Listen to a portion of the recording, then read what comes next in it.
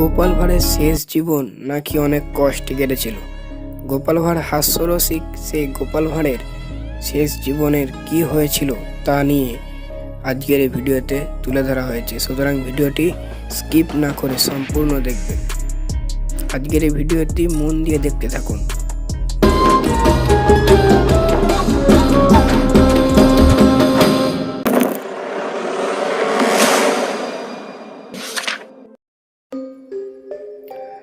দুই বাংলা তথা এপার বাংলা পশ্চিমবঙ্গ ও ওপার বাংলা অর্থাৎ বাংলাদেশের মানুষের মনে গোপাল ভাঁড় নিজেকে জায়গা করে নিয়েছে। তার আসল নাম গোপাল চন্দ্র প্রামাণিক। তিনি নদিয়া জেলার কৃষ্ণনগরের রাজা কৃষ্ণচন্দ্রের সভাসদ ছিলেন।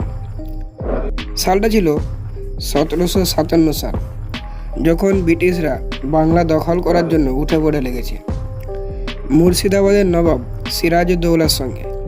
ঠিক তখন মীর জাফর, জগৎ শেঠ, ঘোষেরি বেগম নবাবকে সিংহাসনচ্যুত করার জন্য ষড়যন্ত্রে লিপ্ত হয়েছিল। তখন কৃষ্ণনগরের রাজা কৃষ্ণচন্দ্রও এই ষড়যন্ত্রে লিপ্ত হয়েছিল। গোপাল ভাঁড় তাকে শত চেষ্টা করেও ফিরিয়ে আনতে পারেননি। যখন গোপাল ভাঁড় তাকে এত করে অনুরোধ করছিল, তখন রাজা কৃষ্ণচন্দ্র বলেন, তুমি যদি নবাবের সামনে মুখ ভেঙচি দিয়ে আসতে পারো, তাহলে আমি এই ষড়যন্ত্র থেকে ফিরে আসব।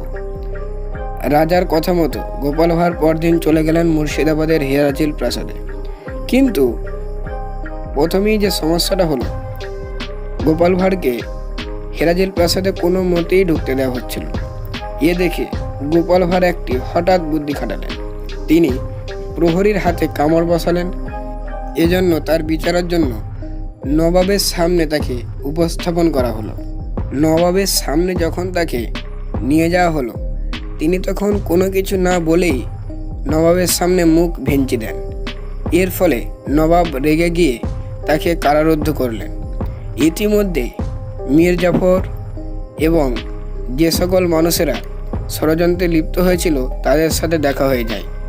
তখন তাকে বলে যে আমি আসছিলাম তোমাদের সকল ষড়যন্ত্র ফাঁস করে দিতে, কিন্তু আমি তা ফাঁস করব না। আমি যদি এই ষড়যন্ত্রের কথা নবাবকে ফাঁস করে দিই, তাহলে আমার রাজা কৃষ্ণচন্দ্র ফেঁসে যাবেন। আমি চাই না তিনি নবাবের হাতে ধরা পড়ুক এবং কৃষ্ণনগরে কৃষ্ণচন্দ্রের পরিবর্তে অন্য কাউকে রাজা নিযুক্ত করুন, কারণ তিনি যে আমার অন্নদাতা।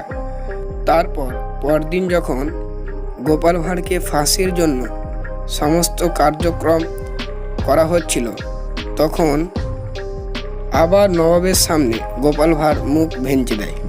তখন নবাব রাজবৈদ্যকে ডেকে বলে যে গোপাল স্বাভাবিক কিনা তাকে পরীক্ষা করা হয়।